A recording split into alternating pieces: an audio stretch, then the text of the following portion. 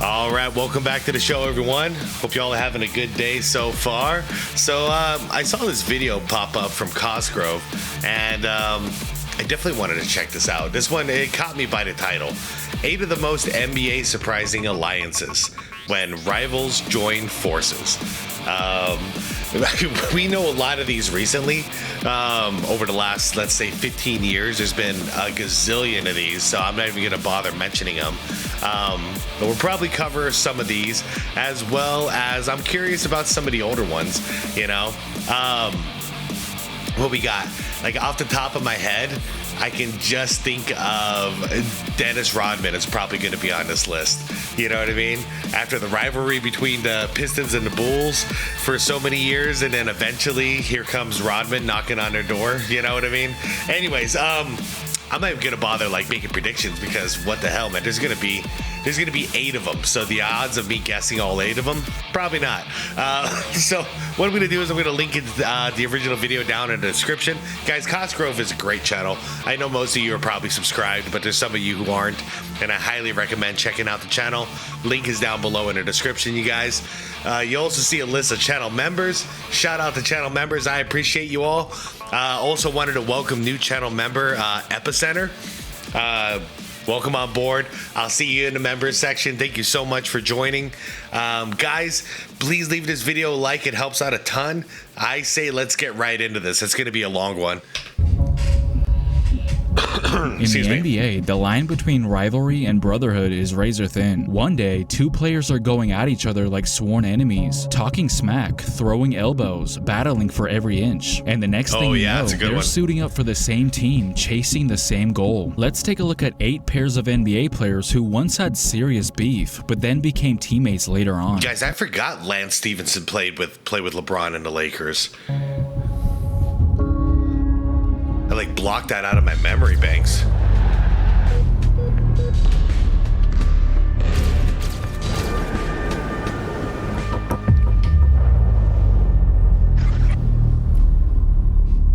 Cosgrove.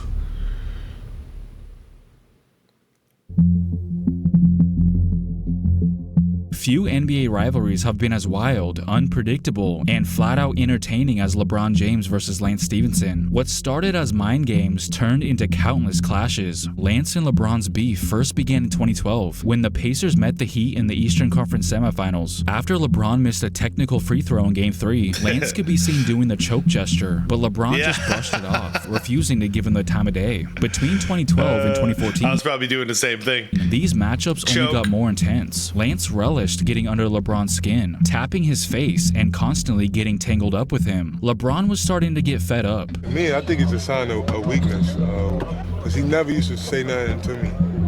I always used to be the one that say, I'm gonna get under you. I'm gonna do something to get you mad. Now he's trying to do it to me. So I feel like it's a weakness. I feel like I'm doing something right, and I'm getting under his skin. But the strangest moment came in Game 5 of the 2014 Eastern Conference Finals. Lance leaned in and blew into LeBron's ear, a literal attempt to disrupt LeBron's rhythm, which seemed to have worked actually, as LeBron only had 7 points in that game. But as we all know, the Heat would go on to close out the series in the very next game. Could you imagine if he had to deal with Dennis Rodman? That summer, LeBron returned to Cleveland, while Lance Stephenson bounced around the league for a little bit, before eventually returning to the Pacers for a second stint in 2017, where he and LeBron picked up exactly where they left off. First going at it in a couple regular... What was this play? Where he and LeBron picked up exactly where they left off. First going at it in a couple regular season games. No, Lance just a little dirty, that's all. We're a little dirty. We got history, so I already know that. And then would match up in the first round of that year's playoffs, baiting LeBron into getting a technical foul any chance he could get. But I should know better. It's like I tell you a joke, I tell you a joke and then you laugh and you get caught. Lance told me a joke, I laugh, teacher caught me. Now I gotta go see the principal, so. LeBron would score 44 points as well as the game-winning buzzer beater in Game 5, and ultimately won the series in 7. That very summer, LeBron left Cleveland again for LA, and interestingly, Lance would join him, which he found to be actually pretty funny, just like LeBron found it funny when Lance somehow managed to get ejected during one of their preseason games. People were still trying to get used to the fact that the two former foes were now teammates on the Lakers. Lance recently admitted that sometimes he regrets blowing in LeBron's ear, not because of LeBron necessarily, but because a drunk fan blew in his ear in a club. I was at a club. What? I was sitting in the bar. Some drunk dude coming. Like, yo, you crazy? That's how LeBron felt. How you like that? Oh, man. And he also revealed that playing alongside LeBron That's was actually awesome. a lot of fun. Wait, what did he say at the end? That was hilarious. That was the easiest person to play with, Lance says. Really?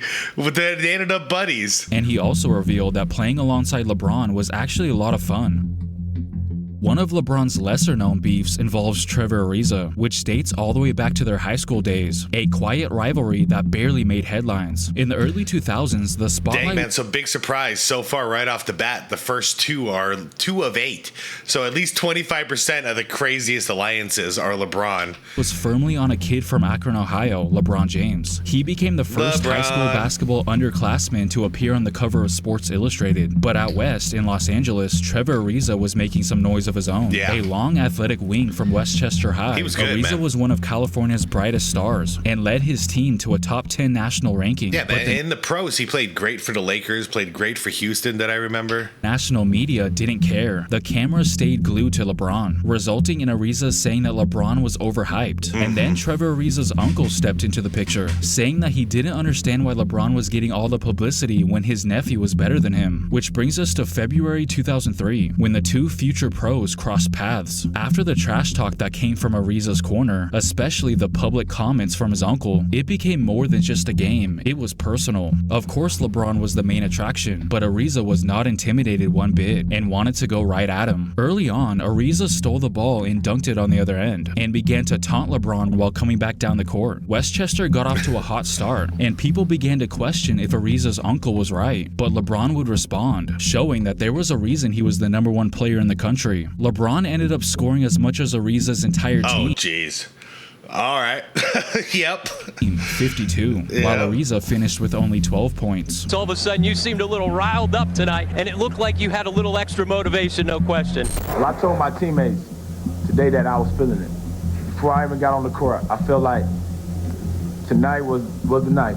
I don't know why. But again, we do know why. But you played against each other in high school. No, let's be real. That's actually respectable. That's the kind of LeBron I would like to see way more often. Someone talks trash to him, he gets pissed. You torched him. Like that's what he should be doing. I like and it. your uncle said that Bron was overrated. And I guess somebody told him. Hey, Trev, you can't let him get a 50 piece on you. I mean, I didn't let him. Shit, I'm gonna let anybody do that. That's what he did. He was that special. LeBron made the leap straight to the NBA as the #1 overall pick, while Trevor Ariza went to UCLA, and then was drafted in the second round a year later. Even though they were never the biggest enemies in the NBA, the fire from those early days never fully died. In 2021, they got to see what it was like to don the same jersey at the same time, after years of being on opposite sides. But it would be extremely short-lived, as Ariza only played in 24 games in his second stint as a Laker. March 7th, 2010. It was a rematch. Why did he only last that long, his second stint, by the way? For the 2009 NBA Finals, Lakers versus Magic, Matt Kobe Barnes versus Dwight. But on this night, somebody else on the Magic ended up grabbing the spotlight. This one's pretty fun. Heated as Kobe Bryant got into it with Matt Barnes. Both got in each other's faces several times. Each would try to mentally attack you. So whether it's playing games or elbowing you in your sternum or elbowing you, like he hit me with a sternum shot that knocked the wind out of me. He tried to go, I think Bynum was guarding Dwight. Dwight shot a jump hook. Kobe tried to block it from the backside, and I caught it off the rim and dunked it. And as I'm coming down, like he elbows me from like here, and hits me in the chin, and the motherfucking ref standing right here. I'm like, motherfucker, you didn't see that? Yeah. So I was to the point where I was like, enough is enough.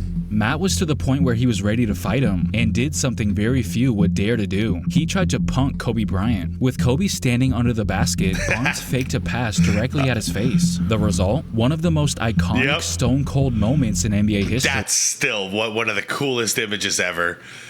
I mean, that he didn't even blink. He didn't even flinch. People were trying to say, "Oh, you didn't put in." I put that shit right in his face, and he didn't blink. It was a battle, but it was crazy because after I was getting super death threats after that. Like I became like I was kind of the bad guy, the villain, whatever. But like I became like the real villain after that shit. Like people would say they were like on Twitter, they're gonna kill me, they're gonna find my address, kill my kids, kill my girl, come to LA, you better never come back to LA, we're gonna kill you. Like they're not, you can't fuck with Kobe. Fast forward to that's just over the top fandom, man. Come on. Summer, Matt Barnes had options. What people don't know after this game is I was a free agent. This was when Pat Riley was getting the big three together in Miami. So I was talking to Pat, so I was pretty much sold on going to South Beach. But then he got a call from Kobe. I was literally about to go to Miami. One day I get a phone call. I'm still out in Orlando chilling, and I get a call from a number I don't know, and I never pick up my phone, and I just happened to pick up the phone, and it was him. It's like, it's Cole. I'm like, what bullshit, who is this? He's like, nah, it's me, and we kind of start going back and forth, and he asked me what I'm doing, and I literally told him, like, I'm kind of up in the air, man. I'm talking to Miami right now, and I fuck Miami. You want to be a Laker? I'm like, hell yeah. And like 4 days later, I was a Laker. Tell me, anyone who's crazy enough to fuck with me is crazy enough to play with me. Do you want to be a Laker? And just like that, the man who tried to rattle the Black Mamba was now suiting up next to him in purple and gold. But Barnes didn't change. He brought the same fire, the same grit, and Kobe loved it. What was Matt like as a teammate? Exactly what I thought he was. Hell, there's some history here too. I think when Matt Barnes was playing for the Phoenix Suns, there's a playoff game somewhere where he literally throws Kobe on the ground too. Feisty, tough, competitive, and not afraid of big moments. You know, and that's what I respected the most. Guys that aren't afraid. You got to have some cojones. You playing with me, you ain't got no cojones, man. I ain't messing with you. That ball fake made history, but it also made a teammate, and more importantly, a friendship. It was, obviously a viral moment when things weren't really viral, but it's really what kind of sparked our brotherhood in the remaining years of his life. But I wouldn't give that up for the opportunity to. You got an opportunity to play with Kobe. Play with Kobe and even further. Play for your home. Play for the Lakers. Become brothers and share and go to his daughter's games. Him come to my boys' games. Boys calling him Uncle Kobe. I wouldn't change that for money or a ring. So as you can see, Kobe didn't necessarily have to initially like you for him to want you on his team. He just had to know that you were about that life. No, it's not about like or dislike. It's about respect. Your enemy's closer thing is actually kind of smart. Yeah, Ron Artest is a perfect example of respect. Jordan, if Jordan would have played in a different era, like say Jordan was playing an extra 10 years, I could definitely see him making a phone call to Ron Artest and being like, dude, you want to join forces? Because, like, we need a guy like you, a crazy guy like you who's willing to break my ribs in a freaking exhibition game. Yeah, we could use you on our team. Ended up recruiting me similar to the way he recruited Ron Artest the season before, so he didn't have to mess with us no more. Just a year earlier, the same thing happened with Ron Artest. A confrontation with Kobe led to him becoming a Laker. The year was 2009. The Los Angeles Lakers were on a mission to get back to the top after a heartbreaking finals loss the year before. But one of the teams standing in their way were the Houston Rockets. In the Western Conference semifinals, things got physical, especially in Game 2. You know, where Kobe elbows Artest in the neck, which caused this famous scuffle.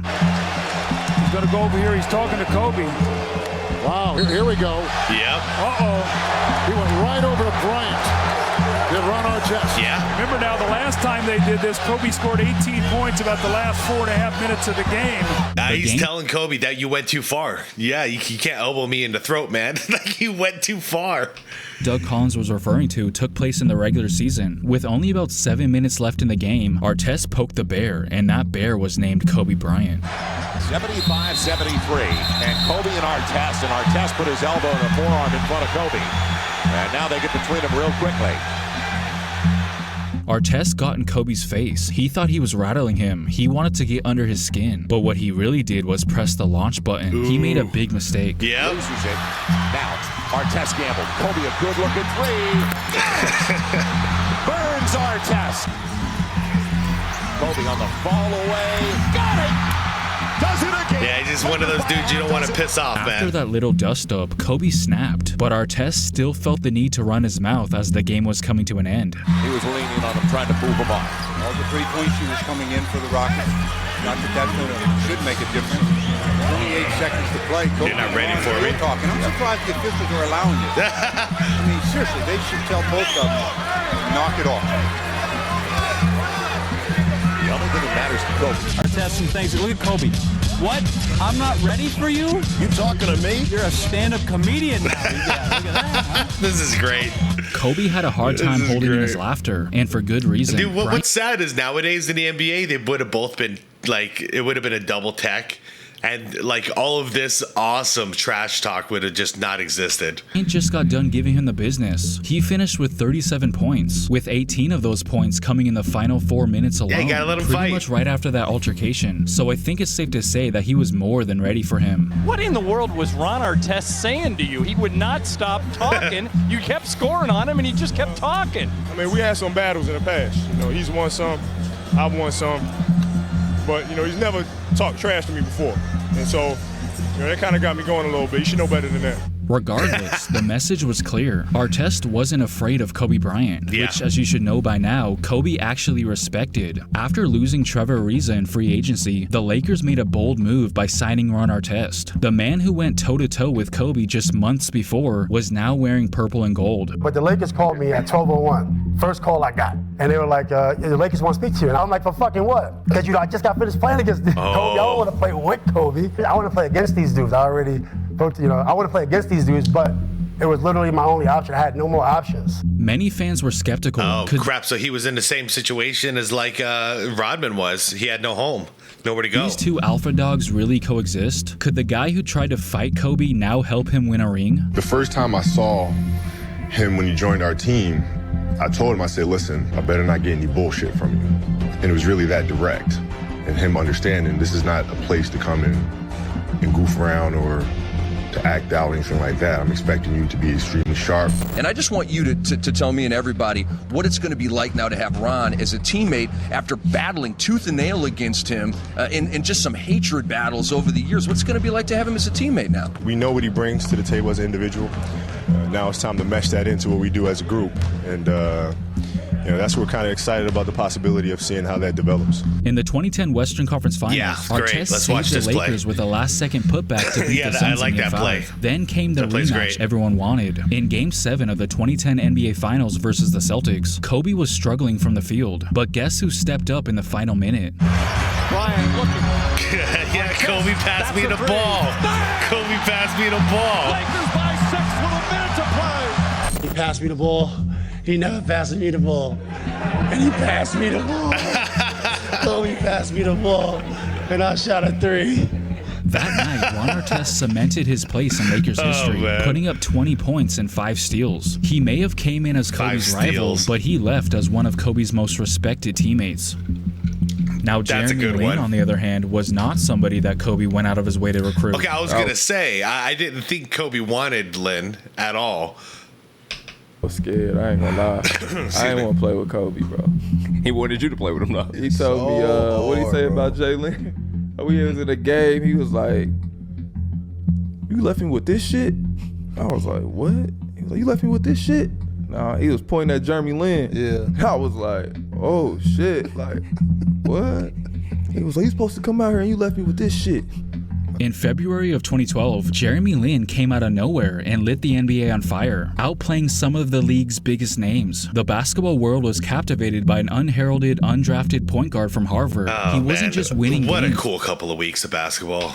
for the New York Knicks. He was rewriting what was possible. They called it Linsanity, but there was one game that elevated the phenomenon. Enter Kobe Bryant. Before their matchup, reporters asked Kobe about Jeremy Lin. His response? Are you surprised at the production that Lin's had over the past week? I don't even know what he's done. I have no idea what you guys are talking about. Who is this kid? They showed the clip and was like, Kobe has no idea who Jeremy is. And I looked at it and I was like, man, that's hella annoying. Lin went off for 38 points on Kobe's Lakers. I mean, considering it's Kobe Bryant, the fact is, Linsanity didn't last very long.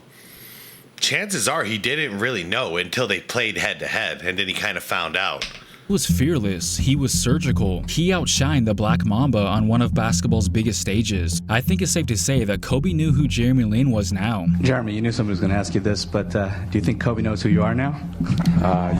Well, you guys had to ask Kobe, so I don't know. Maybe he helped me up today during the game, so he might know who I am.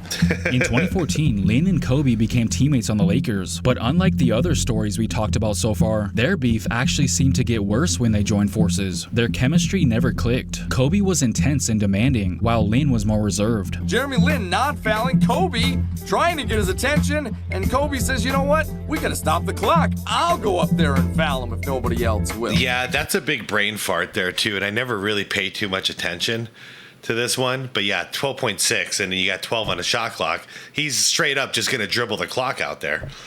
And Lin was not aware of that. So that was definitely Lin's fault, especially if you hear Kobe in the background yelling at him, like, foul, foul, foul. Also, that means somebody else should have been fouling, but no, that's Lin's assignment. He blew that one. He says, you know what? We gotta stop the clock. I'll go up there and foul him if nobody else will.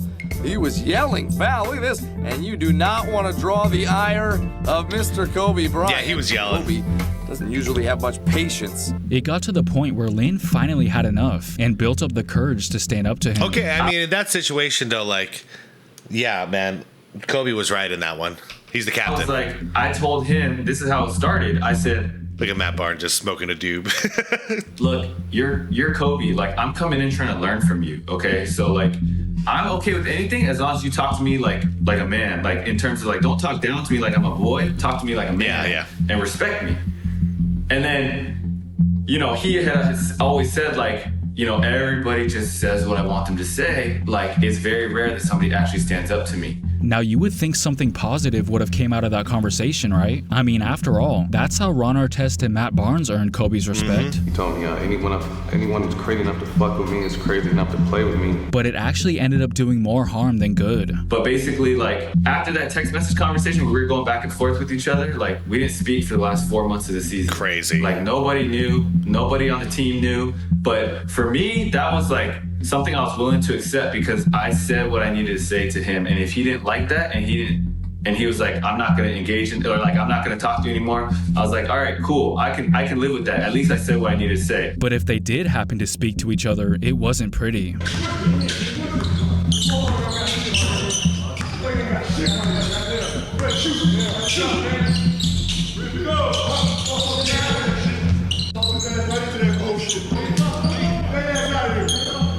It got so bad to the point where people started wondering if Kobe was still holding a grudge against Lin after Lin embarrassed him in the Lakers on national TV. The following 2015-16 season was Kobe's final year, but by then Lin was with Charlotte, and that's when they finally buried the hatchet, as Lin believes standing up for himself that one time actually did earn Kobe's respect. And I feel like actually him not talking to me, I feel like that was actually a sign of respect. Like, he was like, you know what? I'm pissed at you, but I actually respect you because you actually said something to me versus like so many other people won't. And that's why the next season when I was in Charlotte, like, he was like, I mean, we talked, you know, it was just like, it like never happened. He was just like, we're back to normal. How's your family? How can I help? What advice can I give you? And that was my experience with him. And I learned a lot and I grew a lot. It all started. That's interesting. That one's actually really interesting. I mean, okay, so he told Kobe, if you're gonna talk to me, you got to talk to me with respect. Don't talk down to me. So Kobe chose not to talk to him. I kind of get it. It's in this quiet communication. I kind of get it because he's like, all right, I respect you enough to abide by what you're asking me to do, which is talk to you with respect. But I don't really have anything respectful to say, so I'm not going to talk at all. You know, like, I feel like there was some middle ground met there, and in some weird way, I'm glad they buried the hatchet, man. I really am. On October 23rd, 2017, Joel Embiid and Andre Drummond faced off in a heated early season matchup. Embiid dominated, dropping 30 points and 9 rebounds, while holding Drummond to just 14 points. But the real fun started after the final buzzer. Embiid dropped 30 points on Drummond and the Pistons. After the game, Embiid told the Inquirer, when we started the game, Drummond, was being aggressive and was talking too. So I was like, you want to do that? I'm going to go kick your butt then. That's what I did. Embiid also went on to say that Drummond doesn't play any defense, to which Drummond responded by saying, "See you December 2nd." Leading up to that December 2nd matchup, Drummond had this to say the day before. You can't really have a conversation with a man that can't play it back-to-back. I mean, a man has to take a 2-day rest to play a game there's no conversation. You know, I've been playing for 6 years and I missed maybe 4 or 5 games. So when he can play a whole season without, taking a rest, you can come talk to me. Damn! Oh man, it got so much worse now, didn't it? He called it. So you looking forward to the battle tomorrow? If he plays, he might need a rest day. Yeah. Embiid seemed to take that personally, so this time he didn't just want the win. He wanted to foul Drummond out, and that's exactly what he did. Drummond picked up his 6th foul trying to guard Embiid. Dude, we need some more players like this to basically call out other stars and be like, hey, February 1st, whoever it is, like LeBron, you better not be load managing. Embiid, you better not be load managing. I'll see you, man. I'll see you on this day. We need a lot more of that. So at least like if it's nothing else, maybe some pride will kick in. Embiid against Drummond. Joel Embiid hit and fouled. If it's Drummond, he's gone. Andre Drummond just fouled out of the game. Can I look at that again? Guard Embiid. It'll be Embiid. Hold up. Against Drummond. Oh, come on. Oh, come on. Come on. Guard Embiid. It'll be Embiid. Where's the foul? Against Drummond. What? He got out of the... That is not a foul. And Joel Embiid waving him goodbye.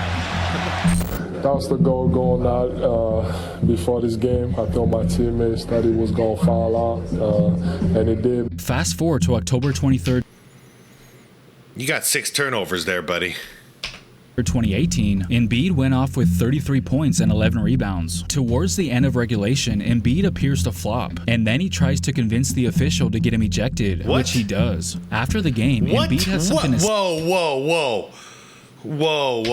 Points and 11 rebounds. Where is he? Okay, he's got the ball. He's going up. Towards the layup. End of no contact. Regulation. He's actually got his arm around Drummond. Embiid appears. Oh, come on! And then he tries to convince the official to get him ejected, which he does. After the game, Embiid has something to say, as he always does. I think you could see that he hit me, and his hand actually touched my face. So his hand actually touched my face, so that's enough to make you go flying, huh, big man? That's his problem, But like I said, what did he say? I feel like I own a lot of real estate. Hold up. That's his problem. That's his power or his problem? But like I said, I feel like I own a lot of real estate in this area. But in the NBA, time heals all wounds, or at least the free agent market does. In August of 2021, Andre Drummond signed with the Philadelphia 76ers. That's right, Joel Embiid's favorite punching bag became his backup. Fans were stunned. The NBA beef that had once delivered head-grabbing quotes and post-game shade was now reduced to awkward smiles. It definitely took some time for them to get used to their new situation, but only 6 months later, Drummond was included in the trade that brought James Harden to Philly. But Drummond did say that he and Embiid still continued to talk and maintain a relationship. He would go on to spend 2 years with the Bulls before deciding to return to Philly in the summer of 2024, which apparently a phone call from Embiid is what sealed the deal for him to want to come back, and then would go on to get ejected together for a change by the same ref. Russell Westbrook and Patrick Beverley. I was going to say, Joel Embiid misses so many games. Having a solid backup like that would pay off.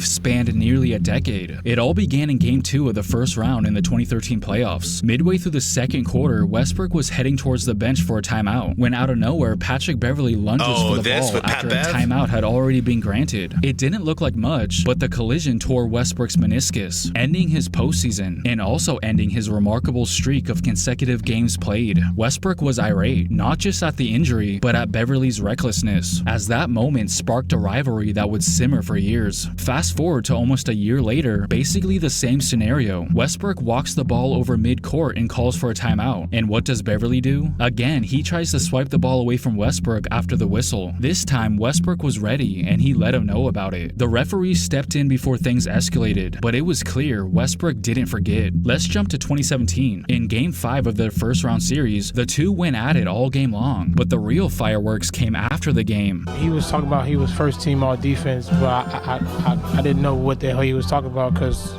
I had 42 at the time. The series, I don't know what he talking about. Maybe he was dreaming of some I don't know. Beverly, of course, fired right back. But now it shocked me because he looked up and said, no, garbage. Yeah, I got 40 points. I'm like, that's nice. Took 34 shots to get it. Then came October 30th, 2018, Thunder versus Clippers. Midway through the fourth quarter, a loose ball rolled free, and once again, Beverly went after it, so diving dangerous. straight towards Westbrook's knees. Westbrook was furious, as it looked way too familiar. In November of 2019, James Harden dropped 47 points, but it wasn't Harden everyone was talking about after the game. It was Westbrook, who, now a Rocket himself, couldn't help but get a dig in at his old rival. Pat Bev trick y'all, man, like he played defense. He didn't guard nobody, man, just running around. As you've seen what happened, 47. All that commotion to get 47. Then the NBA scriptwriters struck again. In 2022, Russell Westbrook and Patrick Beverly became teammates on the Lakers. After years of tension, they were now in the same locker room. To their credit, they both said that they were willing to put their past behind them. They did, too. They were actually, out of all the chaos that was going on with the Lakers team this year, it wasn't their beef at all. We never heard anything about a Pat Bev and Westbrook beef. I almost kind of forgot it happened. Westbrook became the scapegoat for other reasons. And Pat Bev, I don't know, it didn't last long now, did it? Was it for you to move past the history that you had with him as an opponent? No process, man. I'm an easygoing guy. I don't hold grudges against anybody. Life is too short, man. What's the first interaction like when you run into Russ? Nothing. No? Nothing. I mean, we're not like, let's go grab dinner and let's go have coffee, but like, what up? Very short, very quick. Right. Yeah, nothing extra. But fans quickly noticed something strange when the season started. As Beverly calls for a team huddle, Westbrook just completely ignores him. The clip went viral, but Russ insisted that it was nothing. And honestly, compared to everything that came before, maybe it really wasn't a big deal. They went from rocking the baby to each other to doing it together. Proof that even the fiercest enemies can coexist. Beverly also has history with Damian Lillard. Things first started heating up between Beverly and Dame during the 2013-14 season. That started before he was a starter. He was just like coming off the bench in Houston and they'll put him in, he'll pick me up full court, elbowing. Like, I don't get texts, but with him, we got like 3 separate situations where we got double texts. Cause it's like, from jump, he'd come in testing me like, oh, you got the wrong one. And I'd be like, no, you got the wrong one. He just trying every little way to make my life hard. He trying to take me out of being who I am. But we all know but if guy comes off the bench and goes at the star and he gets a double tech, Pat Bev wins that battle because he's just a bench warmer at this point. You know what I mean? And he was able to come in and negatively impact the star player, which was Dame. So I'm not the biggest Pat Bev fan, but I know what he's doing out there and I've seen it before. And as long as he's not like diving into people's knees, that's the only thing I don't like about Pat Bev, is that he'll really go that far where he's like, this is really how you injure people for life. You know what I mean? You got to go around the knees. You can dive around them. You can dive through them. You can't dive like into someone's knees like that. Don't do that. But outside of that, the psychological part of the game, Pat Bev's got it down, man. That season ended for the Rockets. And yes, Patrick Beverly was on the court when it happened, which was icing on the cake. After Beverly was traded to the LA Clippers as part of the deal that sent Chris Paul to the Rockets in the summer of 2017, Lillard began to sort of reminisce on those feisty matchups he had with Beverly when he was in Houston. When he was in Houston, those first couple years, we hated each other. Like, we had some real bad blood. It was a real dislike right there, but if anything, going up against a defender like him is going to bring out the best in him. Yeah. He's a guy that came from the bottom. He had to work his way into sticking in the league, and he's made a name for himself doing that, and I respect it. Beverly for sure, he'd be a great player for practice, especially for a guy like Dame. Like just run ISOs against Pat Bev the entire time. That's good for Pat Bev's game too, because that's where his bread and butter is on defense. So the two of them, it'll be iron sharpens iron. Favor a few years later by having some nice things to say about Dame as well. Who's the guy you go against that you feel like, all right, this is going to be a challenge tonight? Like who's the guy? I say Dame. I'll give it to him. Dame is one of the reasons why I went in the weight room, and I told my guys, like, hey, I got to get fast lateral.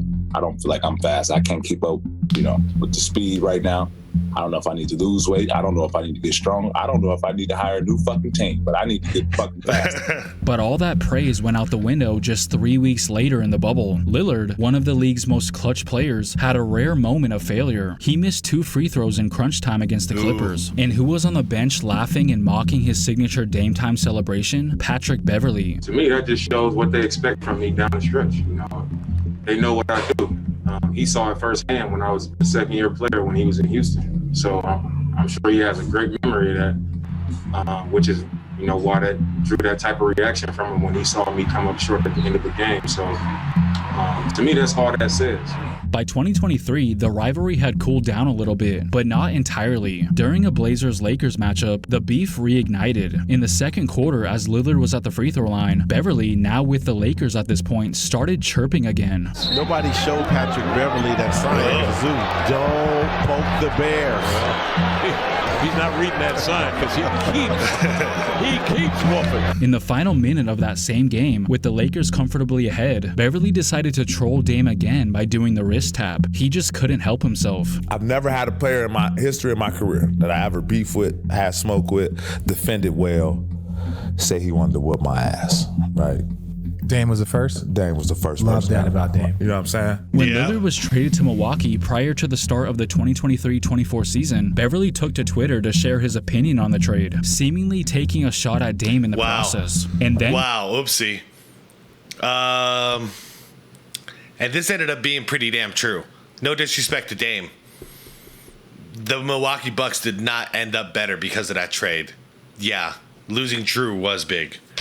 Twitter to share his opinion on the trade, seemingly taking a shot at Dame in the process. And then came the twist no one saw coming. Beverly was traded to the Bucks later on that same season at the NBA trade deadline. And now that they were teammates, they were willing to set aside their beef for the greater good. What's up, brother? Hey, Doc, go let me do my thing over there. I know. Hey, so who else on the team? That you fuck with? No. It's Dame, Giannis. Like fuck with AB? No, I gotta get my relationship right with Dame. Gotta get my relationship right with Dame, man. Time with a championship, man. Yeah. But obviously, see, I like that about him, though. He's like, all right, man, yeah. I gotta fix this relationship with Dame, man. We got common goals now. Work out like that. Alright guys, I gotta end the video here before it gets too long. There's just way too many examples.